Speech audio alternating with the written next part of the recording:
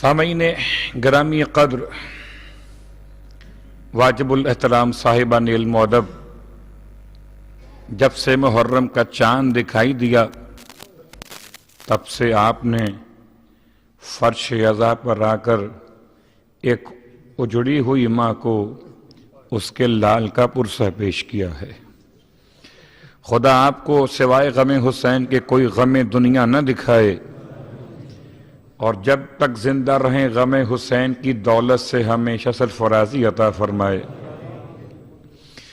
یقیناً ان دعاؤں کے ساتھ کہ خدا پوری دنیا بھر میں جہاں کہیں فرش عزا بچھائے جا رہے ہیں آج بھی، اور 2 مہینے 8 دن کا مسلسل سفر ہے، اب عاشور کے بعد باقی دن ہیں، ان تمام مقامات کی حفاظت فرمائے اور تمام باطل قوتوں کو نیست و نابود فرمائے۔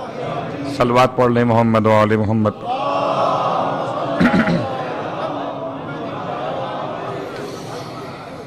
سرنامہ کلام میں ایک آیت جو آپ کی خدمت میں تلاوت کا شرف جس کا حاصل کیا گیا اور سماعت کا شرف آپ نے حاصل فرما لیا، فرش عزا کی برکت سے آیات کو پہچاننا خدا نے ایسا عطا کیا ہے کہ قرآن ناطق کی محبت سے قرآن صامت آسان ہو گیا ہے۔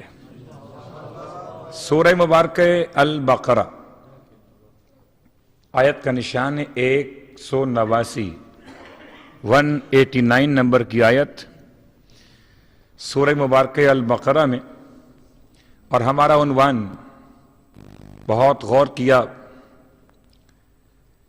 بہت سوچا کہ اس سال ان 10 دنوں میں آپ سے اور ہم اور آپ مل کر بارگاہ عصمت میں کون سے ذکر سے اپنے آپ کو مشرف کریں۔ تو خیال یہ آیا کہ آخر گھر کا تذکرہ تو کرتے ہیں 2 مہینے 8 دن، آئیے آج گھر کے دروازے کے تذکرے کو 10 دن مسلسل کریں گے۔ گھر کا دروازہ، عنوان ہے حیات طیبہ حضرت عباس علمدار علیہ السلام۔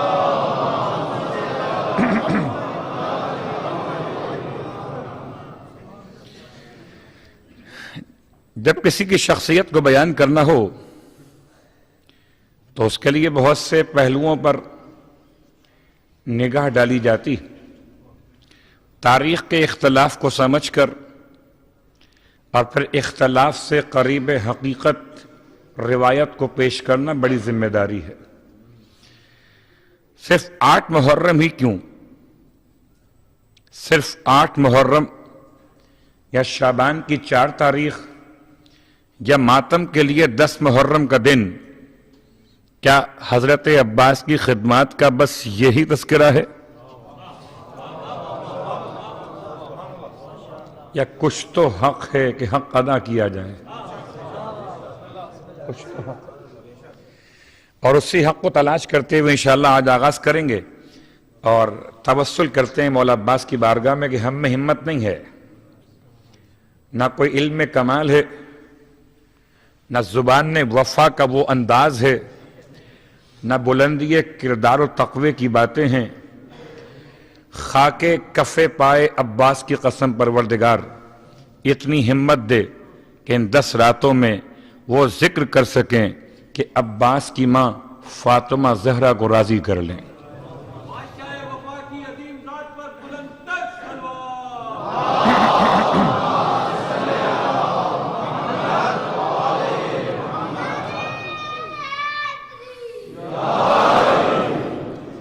تو عزیزان محترم، سرنامہ کلام کی آیت کا تعارف ترجمے کے ساتھ، گرچہ یہ آیت مخصوص ہے، آیت مخصوص تو ہوتی ہے مگر محدود نہیں ہوتی۔ ہر آیت کا پس منظر تو ہوتا ہے، کوئی حد منظر نہیں ہوتا۔ جب جب زمانے بدلتے جائیں گے تب تک آیت کے انداز نئے نئے سامنے آتے جائیں گے۔ تو آیت سورہ مبارکہ البقرہ میں 189 نمبر پیغام دے رہی ہے، سوال کر رہے تھے پیغمبر کی خدمت میں آ کر کہ چاند کی تاریخوں کا عنوان بیان کیجئے، عن الاہلتی، یہ ہلال کیا ہے؟ اردو میں ہلال، اور ہلال کے بعد قمر، قمر کے بعد محاب، یہ تمام مسئلے چاند سے متعلق۔ ہلال ابتدائے تاریخ میں 3 دن تک 3 راتوں کی مناسبت سے چاند کو ہلال کہتے ہیں، پھر آہستہ آہستہ ہلال قمر میں تبدیل ہو جاتا ہے۔ تو سوال کر رہے تھے کہ یہ ہلال کسے کہتے ہیں، ہلال کا مسئلہ کیا ہے؟ قل ہی مواقیت للناس والحج، حبیب کہہ دو کہ ہلال رکھا خدا نے اس لیے کہ اس سے وقت بتائے انسانوں کو اور حج کروائے مسلمانوں کو۔ تو اب یہ مسئلہ ہلال کا سوال مکمل ہو گیا۔ اب اس کے بعد خدا نے ایک اور پیغام دیا کہ لیس البر،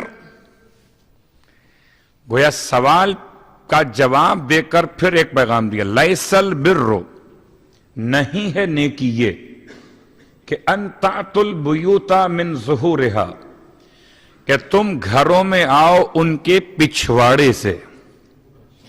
اردو کا لفظ پچھواڑا کہتے ہیں پچھلا دروازہ، اب لفظ دروازہ بھی ہم نے کہہ دیا پچھواڑا، یعنی جہاں دروازہ نہ ہو، گھر کا عقب ہو، عقب سے وہ آتے ہیں جو نقب لگاتے ہیں۔ کبھی بھی خیر کا پیغام لینے یا پہنچانے والے دروازے سے ہی تو آتے ہیں، عقب سے نہیں آتے ہیں عام اچھے لوگ جو ہیں۔ لیس البر، نیکی یہ نہیں ہے بِأَن تَأْتُوا الْبُيُوتَ مِن ظُهُورِهَا، کہ تم گھروں میں آؤ ان کے عقب سے، پچھلے حصے سے۔ وَلَكِنَّ الْبِرَّ مَنِ اتَّقَى وَأْتُوا الْبُيُوتَ مِنْ أَبْوَابِهَا، لیکن نیکی تو یہ ہے کہ انسان تقوی اختیار کرے، اور تقوی اختیار کرنے کے بعد اس طرح سے ہو جائے کہ تأتوا البیوت من ابوابها، کہ پھر گھروں میں آؤ گھروں کے دروازوں سے ہو کر۔ گویا تقوی کے بعد بھی کوئی ایسا مسئلہ ہے کہ جہاں گھر میں آنا پڑے گا، اور دیکھو گھر میں اب پچھلے دیوار سے مت آنا تو سامنے کے دروازے سے ہو کر آنا۔ تو ہم نے دروازے کو تلاش کیا، اور دروازے کی تلاش میں اس پورے اشرے کا عنوان رکھ دیا گیا دروازہ۔ پہلے گھر پر ایک جملہ سن لیجئے تاکہ دروازے کی اہمیت کا احساس ہو جائے۔ انشاءاللہ تاریخ آہستہ آہستہ بیان ہوگی کہ چچا کون تھے، بھائی کون تھے، دادا کون تھے، نانا کون تھے، اور کن کی شجاعتوں کے صلے کو عباس کہتے تھے۔ کوئی ایک دم تو عباس نہیں بن سکتا نا، کچھ تو تھا کہ ادھر اور ادھر سے خدا نے دنیا کی تمام تر بہترین صلاحیتوں کو جمع کیا، اور خاندان اہل بیت میں ایک ایسی شخصیت بنائی۔ اس کو کیا جملہ استعمال کروں، سرکار سید الشہداء امام حسین علیہ السلام کے لیے۔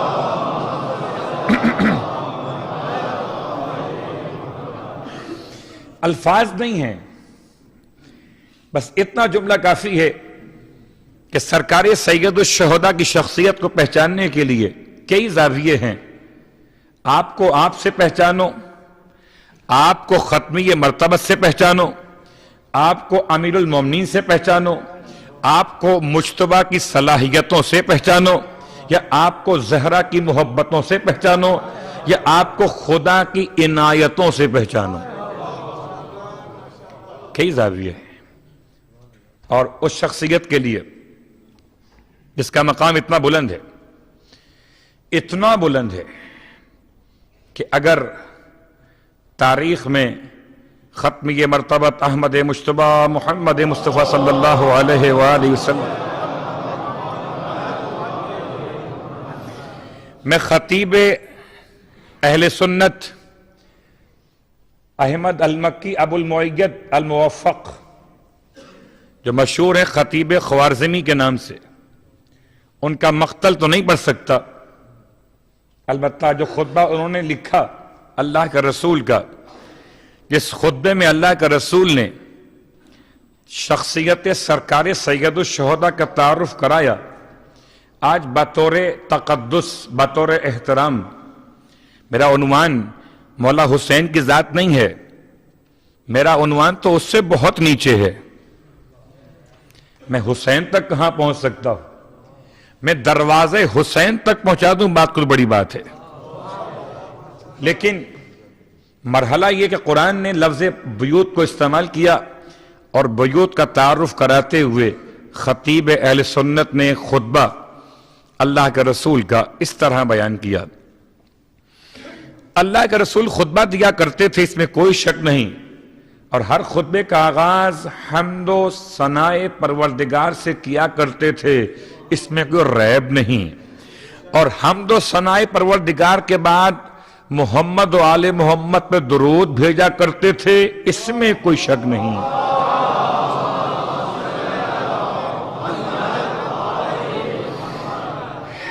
اور آپ ارشاد فرماتے ہیں یا معاشر المسلمین، اللہ کے رسول کا جملہ، یا معاشر المسلمین، حل ادلکم، اے گروہ مسلمین، حل ادلکم علی خیر الناس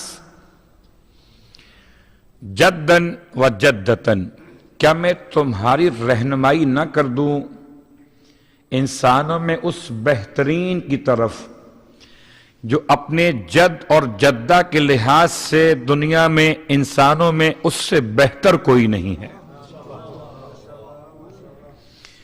سب کے سب اصحاب رسول نے ایک زبان ہو کر کہا، قالوا بلا یا رسول اللہ۔ خطبہ دیتے دیتے آپ نے کلام شروع کر دیا، خطبے میں سوال و جواب شروع ہو گئے، حل سوالیہ ہے، ادلکم، کیا میں تمہاری رہنمائی نہ کر دوں؟ اس کا مطلب رہنمائی کی ضرورت تھی تو آپ کر رہے تھے۔ خیر الناس، انسانوں میں جو سب سے بہترین ہے اپنے جد اور جدہ کے لحاظ سے، اور جب تمام اصحاب نے ایک زبان ہو کر اقرار کیا جی ہم تیار ہیں سننے کے لیے، تو اللہ کے رسول نے فرمایا علیکم بالحسن والحسین، تم پر لازم ہے حسن و حسین کو تھامے رکھو، کیوں کہ انا جدہما محمد الرسول اللہ،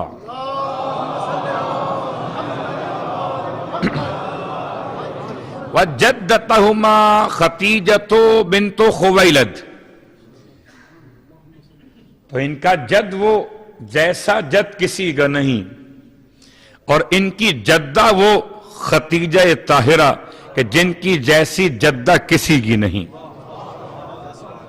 تو اب اگر اوپر سے دیکھو تو حسن و حسین سے بہتر کوئی نہ ملے گا۔ پھر فرمایا یا معاشر المسلمین حل ادلکم، بڑے اطمینان سے اللہ کے رسول نے، سارے اصحاب کا مجمع ہے، بالکل ایسا لگتا ہے کہ جیسے ایک غدیر وہ تھا ایک غدیر یہ ہو رہا ہے، حل ادلکم علی خیر الناس، کیا میں تمہاری رہنمائی نہ کر دوں ایسے انسان کی طرف جو سب سے بہترین ہے ابن و امن، اپنے باپ اور اپنی ماں کی طرف سے۔ قالوا بلا یا رسول اللہ، سب نے ایک زبان ہو کر کہا یا رسول اللہ، جی فرمائیے ہم سن رہے ہیں۔ تو صحابی کہتے اسے ہیں جو فضیلت حسین سنے، سب کے سب کہتے تھے بلا یا رسول اللہ۔ شاید کوئی ہو ناقد ایسا جو اپنے ذہن میں سوچ کے بیٹھا ہو کہ اب کی باری شاید ہمارا نام بھی آ جائے گا۔ فرمایا علیکم بالحسن والحسین، تم پر لازم ہے حسن و حسین کو تھام کے رکھو، کہ ان اباہما علی ابن ابی طالب، ان کا باپ کون؟ ان کا باپ علی ابن ابی طالب علیہ الصلوۃ والسلام، کون وہ؟ یحب اللہ ورسولہ ویحبہ اللہ ورسولہ، ایسا ہے علی ان کا بابا کہ جو خدا سے محبت کرتا ہے اور اس کے رسول سے محبت کرتا ہے، اور ان کا بابا ایسا ہے کہ جس سے خدا محبت کرتا ہے، خدا کا رسول محبت کرتا ہے۔ تو کوئی تو اور بھی کھڑا ہوتا کہ ہمارے بھی تو بابا ایسے ہیں جو خدا سے محبت کرتے ہیں، خدا کے رسول سے محبت کرتے ہیں۔ کوئی تو اٹھ کر یہ بھی کہتا کہ ہمارے بابا ایسے ہیں ان سے خدا محبت کرتا ہے، خدا کا رسول محبت کرتا ہے۔ آج تو بہت ڈھونڈ کے لے آئے، کل بولنے والا کوئی نہ تھا، کل بولنے والا کوئی نہ تھا۔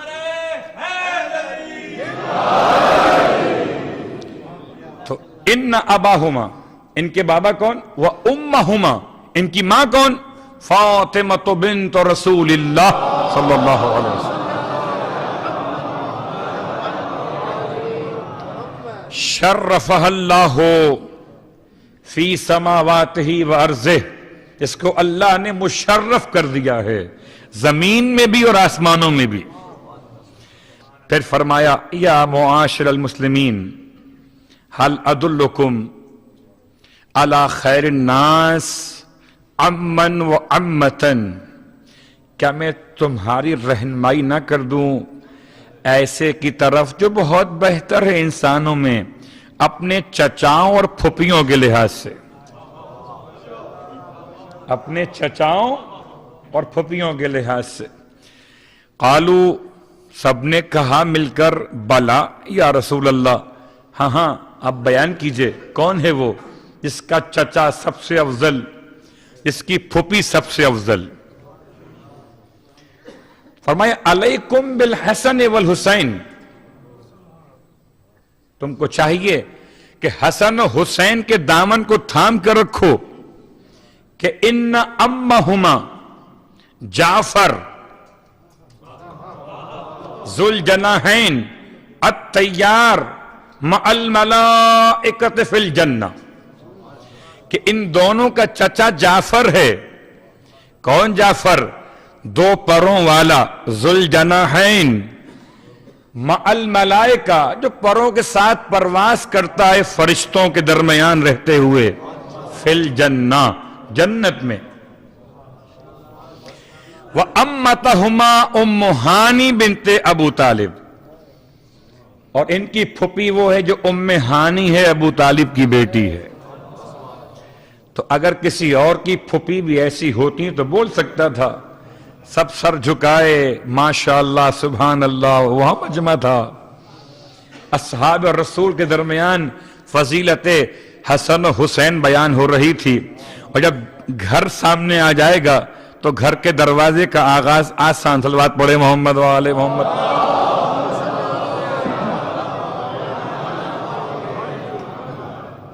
تو کیا ان کے چچا اور ان کی پھپھی دونوں معتبر ہیں؟ چچا جعفر طیار ہیں اور پھپھی ام ہانی ہیں۔ اس کے بعد اللہ کے رسول نے ارشاد فرمائے، اللہم، اے پروردگار، بے شک انکا تعلم، تو جانتا ہے، ان الحسن والحسین فی الجنہ وجدہما فی الجنہ وجدتہما فی الجنہ واباہما فی الجنہ وامہما فی الجنہ وامہما فی الجنہ وامتہما فی الجنہ ومن یحبہما فی الجنہ۔ اللہ اکبر، یا رسول اللہ، یا علی۔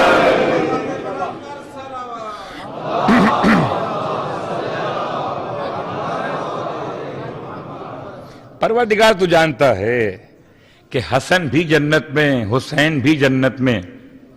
پروردگار تو جانتا ہے کہ ان دونوں کا نانا بھی جنت میں، اور نانی بھی جنت میں، ان دونوں کا بابا بھی جنت میں، ان دونوں کی ماں بھی جنت میں۔ پروردگار تو جانتا ہے کہ ان دونوں کا چچا بھی جنت میں، ان کی پھپھی بھی جنت میں۔ پروردگار تو جانتا ہے جو ان دونوں سے محبت کرے وہ بھی جنت میں۔ یار ابھی جملہ ختم نہیں ہوا۔ وَمَن يُبْغِضْهُمَا فَهُوَ فِي النَّارِ۔ اللہ کا رسول آدھی خبر کیسے پہنچائیں گے؟ خبر تو پوری ہے، قیامت کے دو ہی تو رخ ہیں،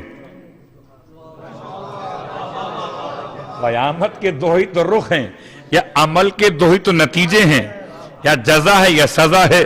محبت حسین جزا ہے، بغض حسین سزا ہے۔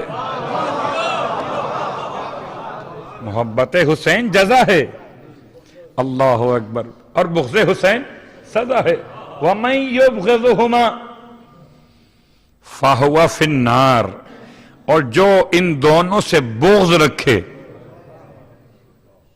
ایک ہے دشمنی، وہ اور ہوتی ہے، بغض اور ہوتا ہے، بغض اور ہوتا ہے۔ اور بغض کے لیے بہت چھوٹی سی مثال یہ ہے کہ بغض کی پہلی سرحد کو کہتے ہیں حسد۔ ان کو مل گیا مجھے نہیں ملا، صلوات پڑھے محمد وآل محمد۔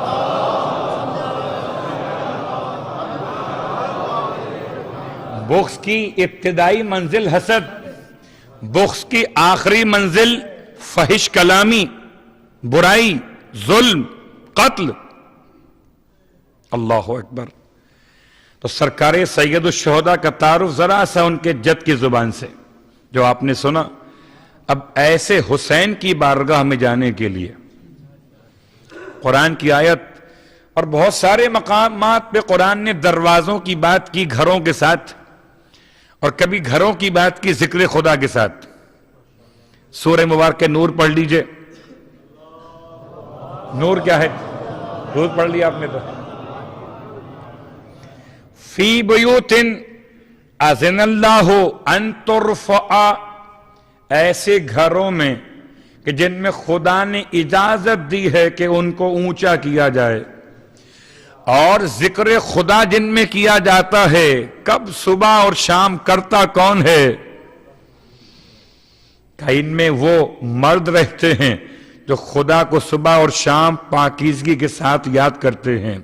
کسی نے سوال کر لیا تھا، کسی نے سوال کر لیا تھا، سوال کرنے والا اپنے مقام پر تاریخی اہمیت کا حامل ہے، لیکن اس کا سوال اس سے زیادہ محترم ہے۔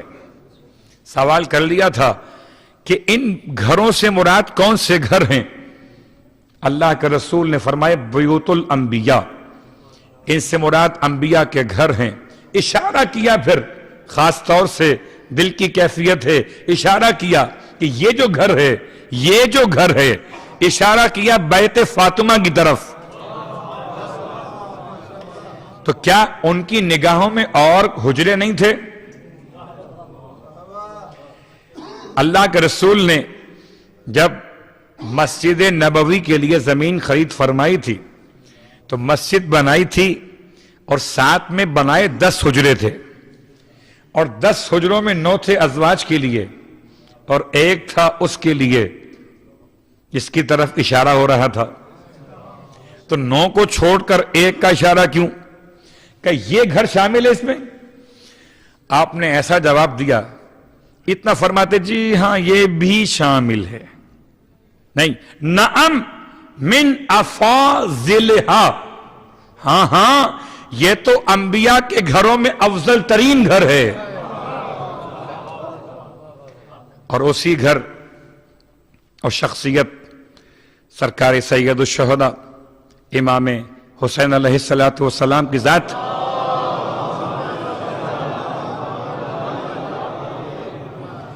جناب عباس علمدار کی حیات کا آغاز کب سے لیا جائے؟ حضرت عدنان سے شروع کریں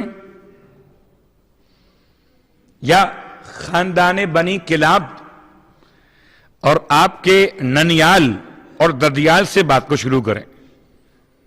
عباس کی ماں کون؟ ماں کی ماں کون؟ عباس کی ماں کے والد کون؟ اور ان کے خاندان کی خاص بات کیا؟ اتنا سمجھ میں آتا ہے کہ جو خدا حسین کو گھر بنائے اور حسین جس کو اپنا دروازہ قرار دے، تو حسین کو کہو انتخاب خدا، عباس کو کہو انتخاب حسین. جتنا کامل انتخاب خدا کا، اتنا کامل انتخاب حسین عبد خدا کا. اور ایسا انتخاب کہ چلیے آج تمہید کی منزل پر وہ خاص جملہ جو سوال کیا جا رہا تھا، اور سوال کرنے والا عباس علمدار کے خاندان کے بارے میں، سرکار ختمیہ مرتبہ صلی اللہ علیہ وآلہ وسلم کا خاندان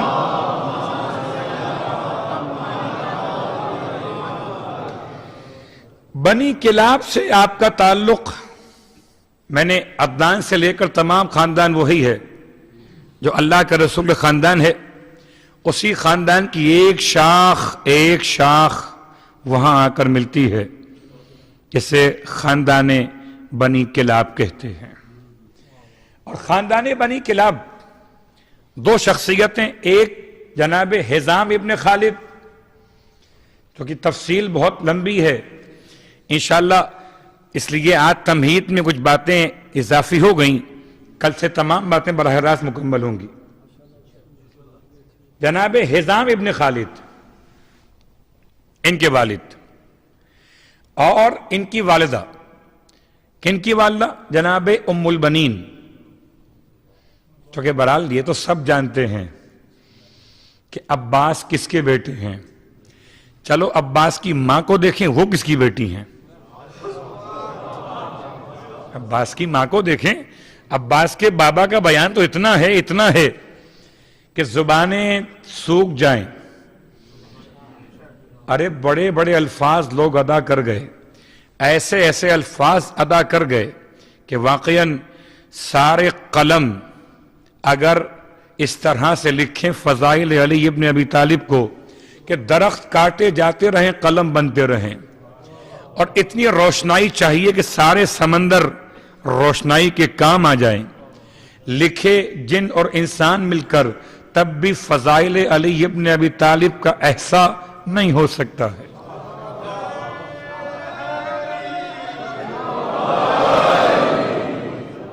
ٹھیک، تو ان کو تو میں بیان نہیں کر رہا، اس لیے کہ وہ تو اتنا بیان ہوئے ہیں کہ ہر شخص خوب جانتا ہے، اتنا جانتا ہے کہ کوئی اور نام یاد ہو کہ نہ ہو، مصیبت کے وقت جو نام یاد آئے سمجھو وہی دین ہے.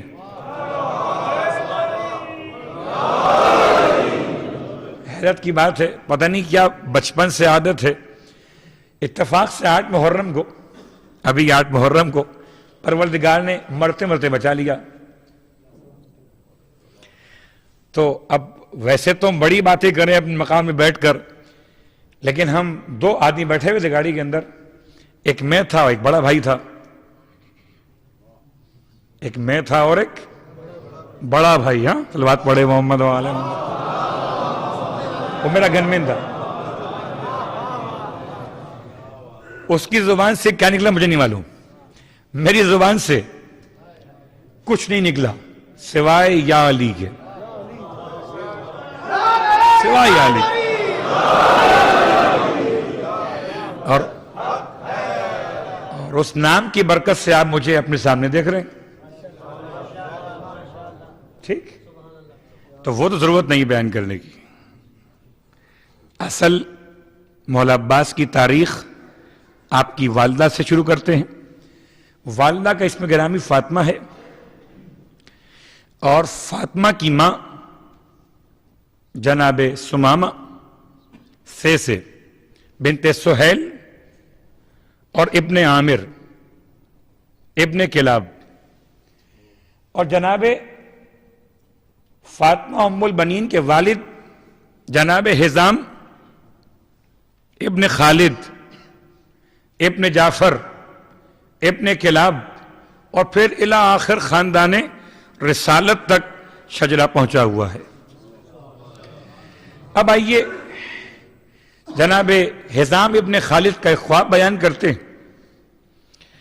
حزام ابن خالد طبیعتاً بہت کریم ہیں، اتنے کریم ہیں، اتنے کریم ہیں، اتنے کریم، میں نے 3 دفعہ کریم کہا ہے، کوئی خاص بات اس کے اندر موجود ہے کہ جب کوئی آپ کے گھر مہمان آتا تھا تو 3 دن تک تو کھانا کھلاتے رہتے تھے، مہمان سے آنے کی وجہ بھی نہیں پوچھتے تھے۔ 3 دن تک اپنے آنے والے مہمان کی خاطر مدارات کرتے تھے، اس سے پوچھتے ہی نہیں تھے کہ تم آئے کس کام کے لیے ہو۔ آج ہمارا اور آپ کا حال یہ ہے کہ 3 منٹ بات ہی پوچھ لیتے، صلوات پڑھے محمد و آل محمد، آئے کس لیے؟ یہ ہمارا مزاج ہے، سمجھتے مہمان لینے کے لیے آیا ہے۔ مہمان کبھی لینے نہیں آتا، مہمان ہمیشہ دینے کے لیے آتا ہے۔ تو کریم ہے، ایسا کریم ہے، عمدہ کریم ہے کہ عرب میں مشہور ہے کہ جب کوئی اس کا مہمان ہو جاتا تھا بہترین انداز سے مدارات کیا کرتے تھے جناب حزام ابن خالد۔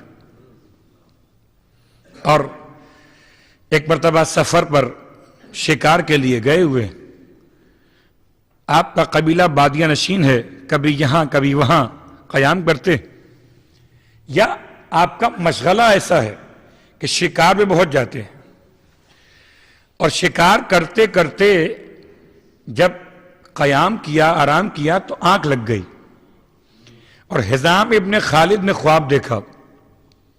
خواب کی بات بس ایک جملے میں آگے بڑھا دوں، خواب اگر مومن کا ہو تو نبوت کے 40 حصوں میں سے ایک حصہ ہے۔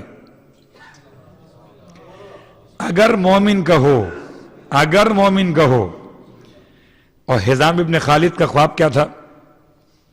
سوئے دیکھتے ہیں کہ ان کے پاس کہیں سے در سفید چمکتا ہوا قیمتی در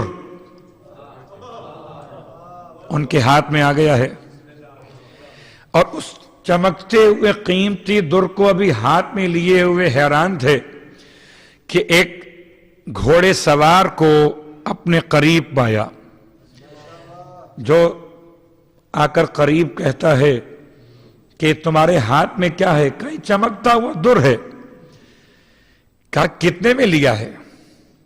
کہا میں نے خریدا نہیں ہے، مجھے تو اوپر سے مل گیا ہے، میں نے اس کو لیا نہیں ہے، مجھے مل گیا ہے۔ پوچھا اس کی قیمت تم بتا دو۔ اچھا، آپ کہتے ہیں آنے والے سے، وہ کہتا ہے قیمت تو میں بھی اس کی بیان نہیں کر سکتا، اس کی قیمت درہم و دینار میں نہیں ہے۔ آپ حیران ہوئے، کوئی ایسی بھی چیز ممکن ہے اس کی قیمت درہم و دینار میں نہ ہو؟ فرمایا یہ جس کے پاس ہو، وہ کہتا ہے آنے والا، سعادتیں اس کے پاس، ہدایت اس کے پاس، شرافت اس کے پاس، اور جو اس سے تمسک کر لے قیامت تک نجات اس کے پاس ہے۔ اس کے بعد حزام ابن خالد کہتے ہیں تو کیا تم اس کو لینا چاہتے ہو، اور کیا تم بھی اس سے توسل کرو گے؟ کہاں میں بھی اس کو لے کر اس سے توسل کروں گا، اس سے تمسک کروں گا۔ اللہ اکبر۔ اور پھر جناب حزام ابن خالد کہتے ہیں کہ میں نے ادب کے ساتھ وہ در ان کے حوالے کر دیا۔ آنکھ کھلی، خواب ختم ہو گیا۔ جب پلٹ کے واپس آئے، سفر پر گئے تھے تو جناب سمامہ امید سے تھی۔ جب پلٹ کے واپس آئے، ایک طویل عرصہ گزار کے واپس آئے تو خدا نے ان کی بیٹی کی ولادت کی خبر سنوا دی۔ اور اب کتنا عمدہ جملہ ہے، رحمت کہے خدا کا حبیب، اور مومن کا خواب کہے چمکتا ہوا در، اور ایسا در اس سے لینے کو وہ چلا آیا تھا جو اس سے توسل کر رہا تھا. اور آج کی حد تک صرف 2 جملے، باقی تاریخ کل سے آگے بڑھے گی. صلوات پڑھے محمد و آل محمد پر.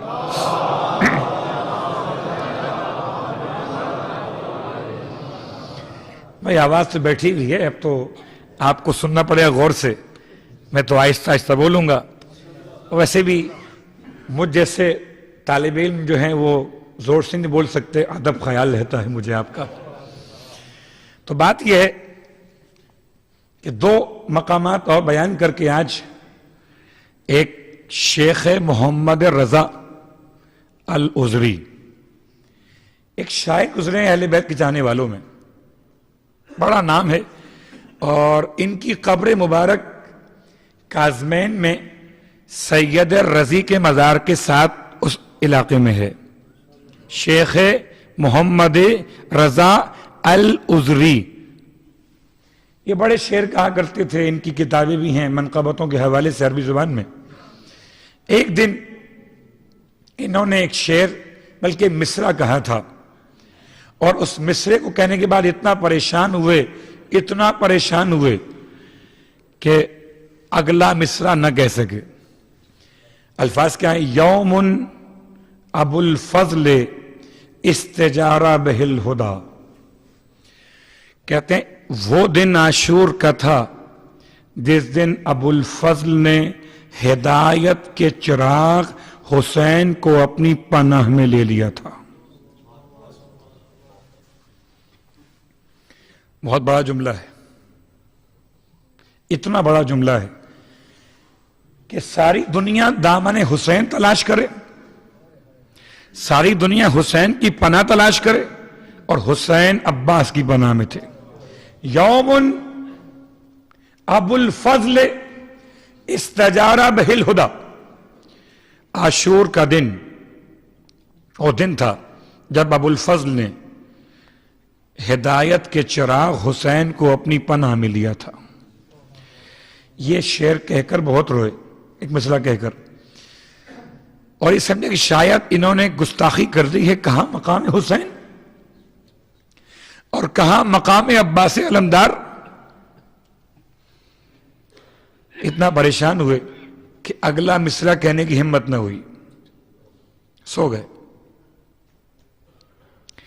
اور حالت خواب میں سرکار سید الشہداء کو دیکھا، اور آپ نے حالت خواب میں آگے ارشاد فرمایا، شیخ محمد رضا تم نے صحیح کہا ہے، محرم کی 10 تاریخ میں عباس کی پناہ میں تھا. اور سنو اس کا اگلا مصرع ہم تمہیں دیتے ہیں. وَالشَّمْسُ قَدَّرِ الْأَجَاجِ لِسُمَالِهَا. اس دن کہ جس دن سورج اتنا شدید طور پر دھند میں آ گیا تھا گھوڑوں کی ٹاپوں سے اڑنے والی مٹی کی وجہ سے. اتنی دھند تھی مٹی کی کہ سورج کی روشنی مان پڑ گئی تھی. اس دن میں عباس کی پناہ میں تھا. اللہ اکبر. ایک جملہ ہی سنا آپ نے، اور ایک سنے وہ قیامت کا میدان اور سرکار ختم یہ مرتبہ صلی اللہ علیہ وآلہ وسلم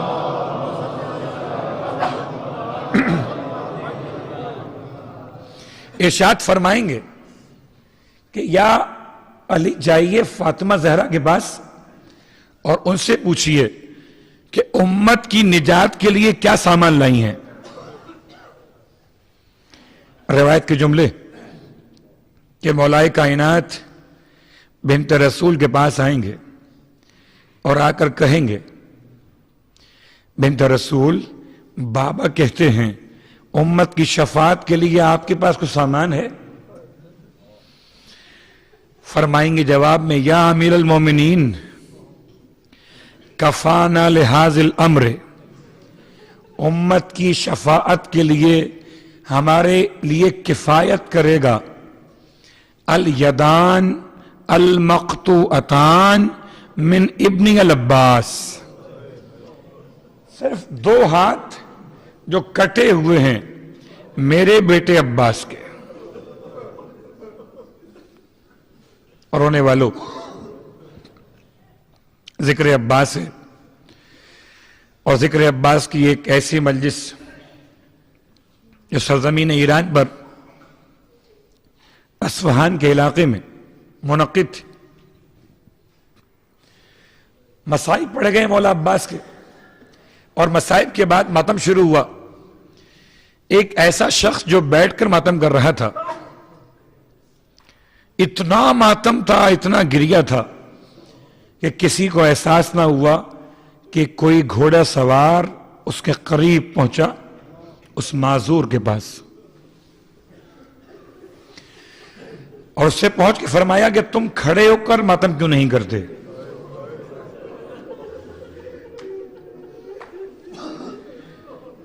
توسل کا عشرہ ہے پورا، یہ پورا عشرہ توسل ہے، باب الحوائج کے نام سے ہے۔ جتنا چاہو آج سے لے کر ان 10 دنوں میں مولا عباس کا نام لے کے سوال کرنا۔ ایسا کریم ہے، ایسا سخی ہے کہ محرم کی 8 تاریخ ہو یا کوئی تاریخ ہو، جب کوئی مانگنے والا مانگے، جب کوئی مانگے۔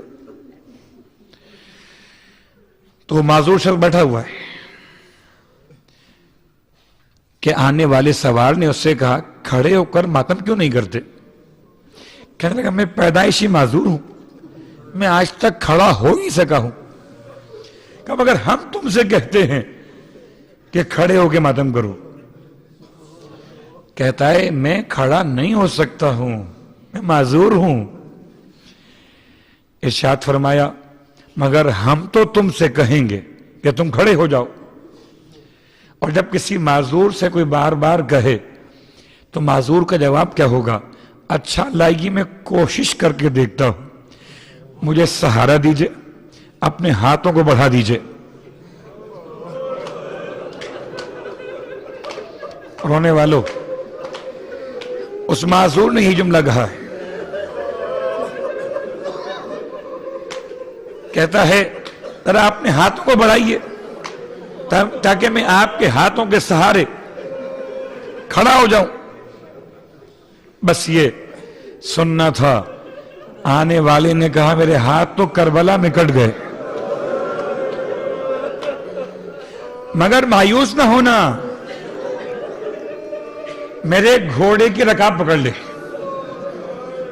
ہاتھ نہیں ہے، میرے گھوڑے کی رکاب پکڑ لے۔ اور جیسے ہی اس نے گھوڑی کی رکاب پکڑی ہے اور ایک قدم گھوڑا آگے بڑھا اور وہ اپنے قدموں پہ کھڑا ہو گیا اور کھڑا ہو کر ماتم کرنے لگا۔ اتنا ماتم مجھے عباس نے کھڑا کر دیا۔ اے اپنے قد سے چل کر آنے والو، اے نام حسین پر دشمنوں کی کثرت کے باوجود محفوظ رہ جانے والو، اے دنیا کی ساری باطل قوتوں کے نشانے پر رہنے کے باوجود عباس کا علم اٹھانے والو، کس کی دعا تمہارے ساتھ ہے؟ آج محرم کی 11 تاریخ ہے، آپ کی مرضی ہے ماتم کیجئے گا، روئیے گا، اپنا اپنا پرسہ ہے، اپنی اپنی طبیعت سے ہوتا ہے، جس کا دل جتنا غمگین ہو جائے۔ آپ نے جب سے محرم کا چاند دیکھا 10 تاریخ تک خوب ماتم کیا، شب عاشور جاگے ہوں گے، 10 محرم کو ماتم کیا ہوگا، شام غریمہ کل منائی ہوگی، لیکن ماتم دارو تمہاری شام غریمہ کی مجلس تو کل ختم ہو گئی نا، زینب کی شام غریبہ ختم نہیں ہوئی۔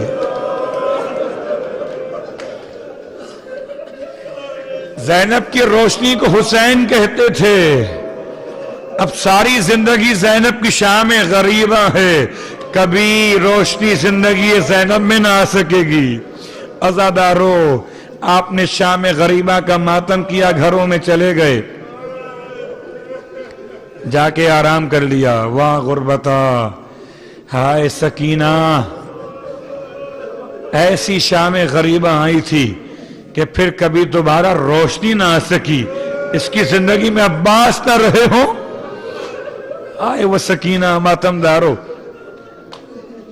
10 محرم کی شام کیسے آئی تھی، 10 محرم کی رات کیسے آئی؟ خالی بس 2 جملے سننا، آپ نے گریہ کے مجلس تمام ہو گئی. 2 جملے صرف. آج ماتم کیوں کرنے بیٹھے ہو؟ امام شہید ہو گئے. کل تک تو امام کے اقربا تھے، امام کے اعزہ تھے، امام کے اصحاب موجود تھے. اصل غربت تو آج سے ہے کہ زینب تو ہے، چادر نہیں ہے. سکینہ تو ہے، گوشوارے نہیں ہیں.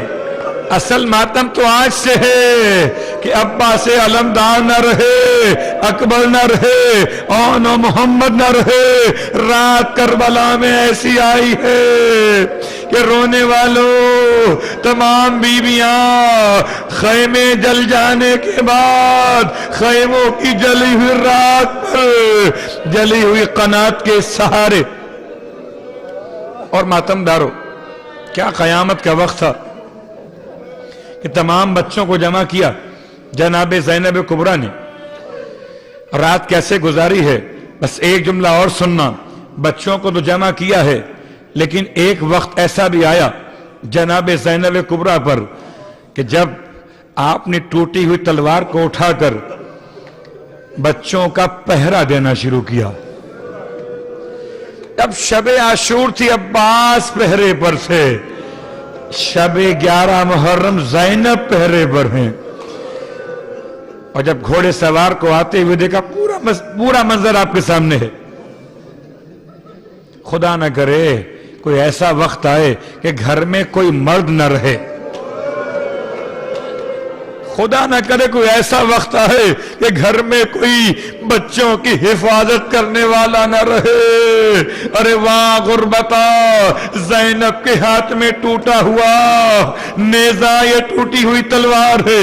آگے بڑھی، لجام فرس پہ ہاتھ ڈال دیا تھا نا، آنے والے تجھے علی کی بیٹی منع کر رہی ہے، رکتا کیوں نہیں؟ علی کا نام سنا، چہرے سے نقاب الٹ دی. زینب جا کے بیٹھ جا، تیرا بابا پہرے پر آ گیا. آ گئی کربلا میں غریبوں کی رات، آ گئی کربلا میں یتیموں کی رات. سلام سید سجاد، خاک کربلا پر ایسا سجدہ کیا، ایسا سجدہ کیا. ساری رات 11 محرم کی سید سجاد کا سجدہ. لا الہ الا اللہ حقا حقا، لا الہ الا اللہ ایمانا و تصدیقا. دین بچ گیا، زہرا کا بھرا گھر اجڑ گیا. آ گئی رات.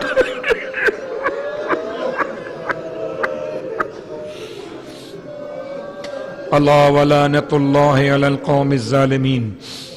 سیعلم الذین ظلموا ای منقلب ینقلبون. پروردگار واسطہ محمد و آل محمد کا تمام حاضرین کی حوائج شرعیہ کو پورا فرما. پروردگار 11 محرم شب 12 محرم ہے مالک، کل شہیدوں کا سویم بھی ہوگا.